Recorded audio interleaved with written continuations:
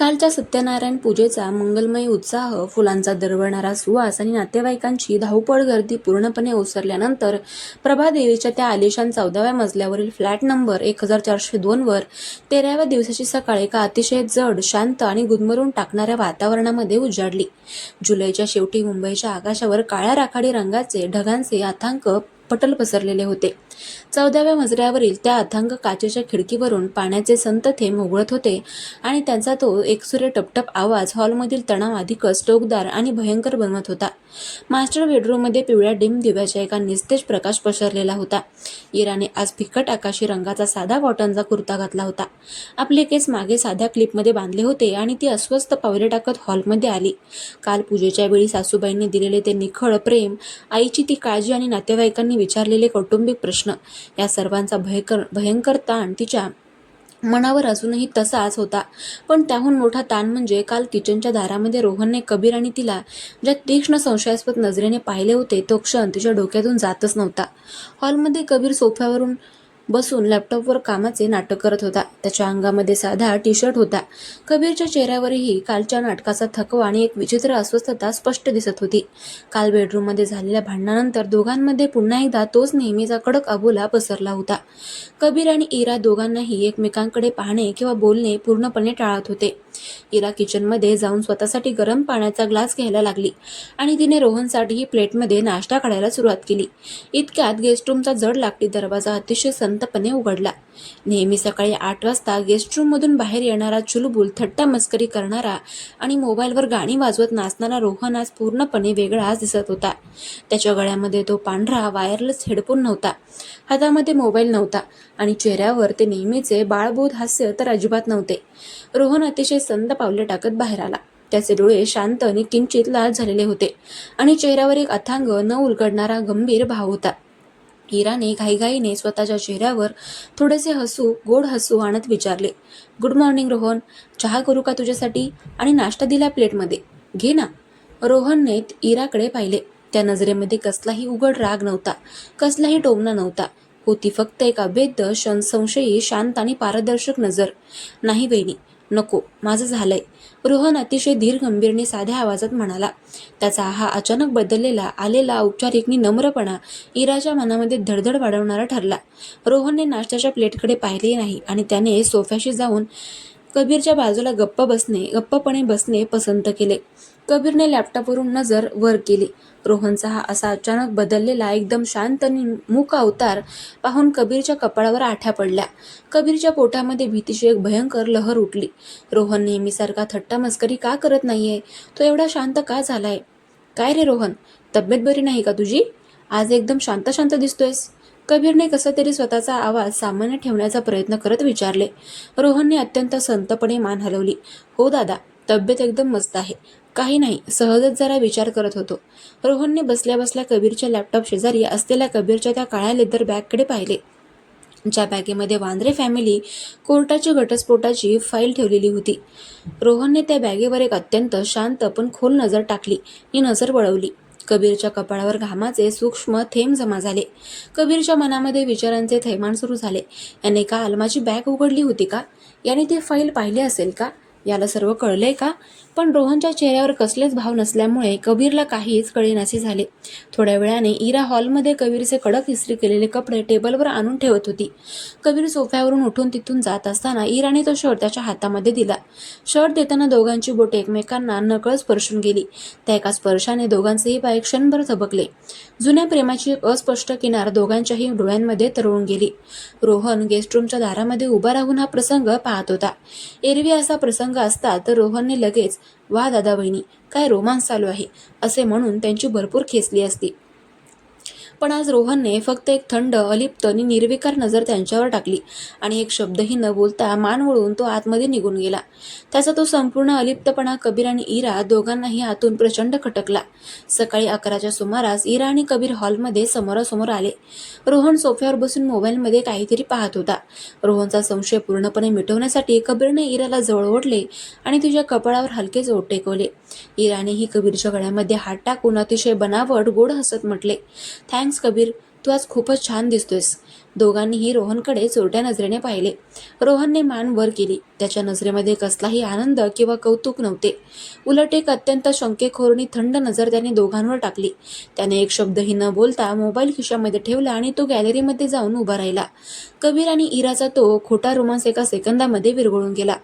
कबीरने इराचा हात सोडून दिला आणि इराची मान लाजेने आणि भीतीने खाली झुकली.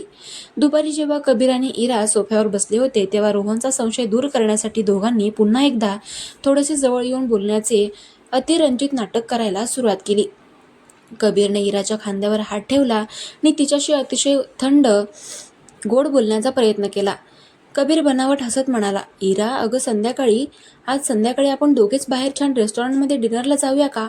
किती दिवस झाले आपण डेटवर गेलो नाहीये. इरानेही अत्यंत खोटे हसू आणत कबीरच्या छातीवर मान टेकवली आणि उत्तर दिले, हो नक्कीच माझ्या राजा, तू म्हणशील तिथे जाईन मी. तुझ्यासोबत वेळ घालवायला मला किती आवडतं हे तुला माहितीच आहे. दोघेही एकमेकांना अतिशय घट्ट पकडून रोहनकडे पाहत होते. रोहन तिथेच डायनिंग टेबलवर बसून स्वतःच्या लॅपटॉपवर काम करत होता. त्याने मान वर करून कबीर आणि इराच्या बनावट रोमॅन्सकडे पाहिले. त्याच्या चेहऱ्यावर कसलाच आनंद किंवा उत्साह दिसला नाही. त्याने कसलीही थट्टा केली नाही आणि तो चिडलाही नाही आणि काही बोललाही नाही.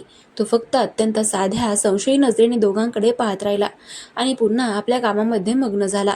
त्याचे हे खोटे ओढून ताणून केलेले प्रेमाचे नाटक रोहनने एका नजरेमध्ये ओळखले आहे आणि तो ते शांतपणे उघडे पाडतोय ही भावना कबीर इराच्या पोटामध्ये भीतीचा गोळा आणत होती. कबीरने हळूच इराच्या खांद्यांवरून आपला हात मागे घेतला. थोड्या वेळाने कबीर इराला किचनमध्ये मदत करण्याचे नाटक करू लागला. कबीरने ओट्यापाशी उभे राहून इराला पाठीमागून मिठी मारल्यासारखे केले आणि म्हणाला, थांब सोन्या, मी भाजी चिरून देतो तुला, तू का थकतेस? इरानेही कबीरच्या गालाचा पापा घेतल्यासारखे नाटक केले आणि हसून म्हणाली, थँक्स माय हजबंड, तू किती केअरिंग आहेस ना. रोहन किचनच्या बाजूने गेला. त्याने हा संपूर्ण प्रकार डोळ्यात देखत पाहिला.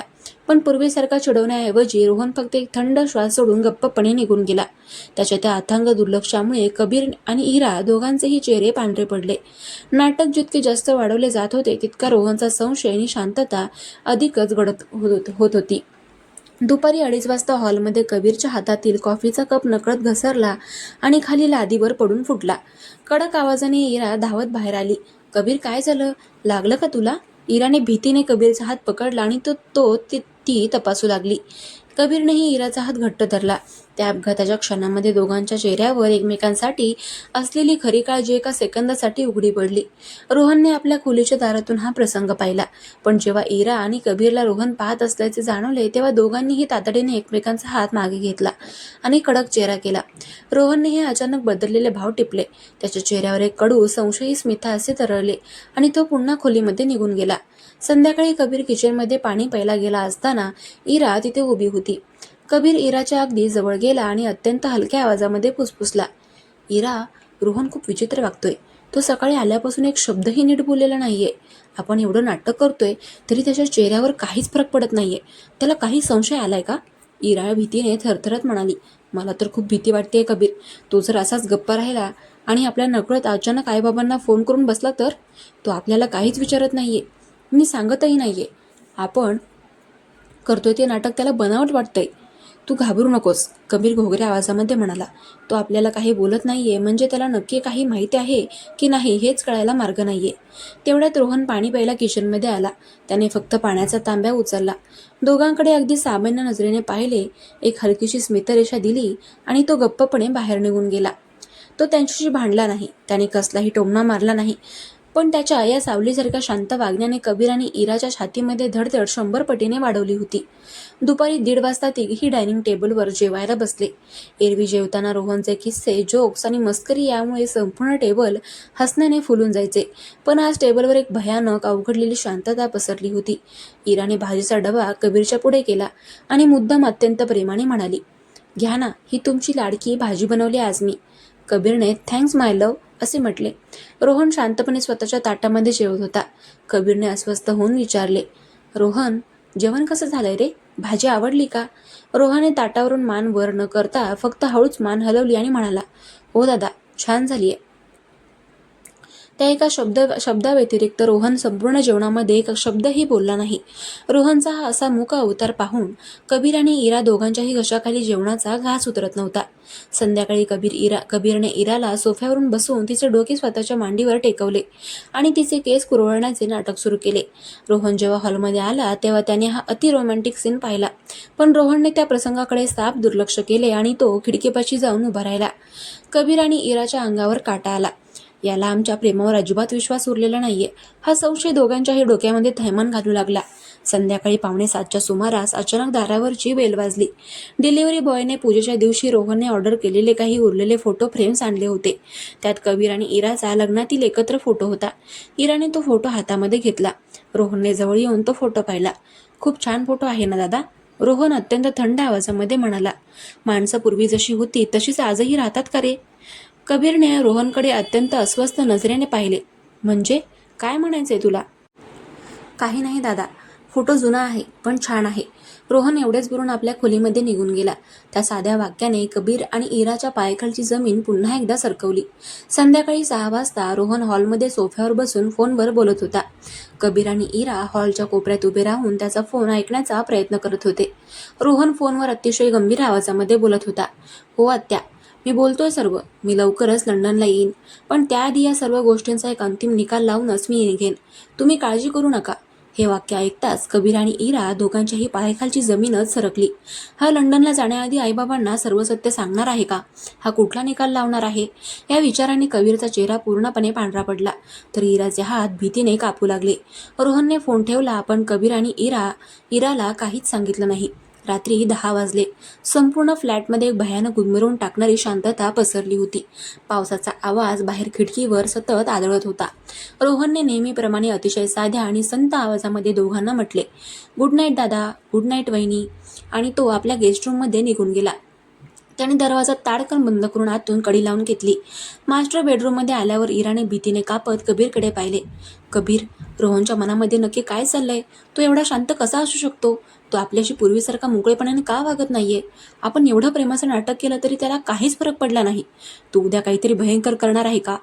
कबीर खिडकीपाशी जाऊन सुन्नपणे उभा राहिला. त्याचा अवाढव्य इगो आणि कडक स्वभाव आता भीती आणि चिंतेच्या प्रचंड सावटाखाली झाकला गेला होता. रोहनने कबीर आणि इराला अजिबात कळू दिले नव्हते की त्याला सर्व सत्य माहिती पडले आहे. तो एकदम शांत, अलिप्त आणि संशयी बनला होता. पण हीच शांतता वादळापूर्वीची शांतता होती का? रोहन कबीरला न सांगता त्यांच्या नकळत पुढे काय पाऊल उचलणार होता? तो गुपचूप आई वडिलांना सर्व सांगणार होता का? की लंडनला निघून जाऊन काही नवीन गेम खेळणार होता? रोहनच्या मनामध्ये लपलेला हा भयंकर न उलगडणारा सस्पेन्स आता फ्लॅट नंबर 1402 मध्ये एका भयंकर रहस्य बनून उभा राहिला होता.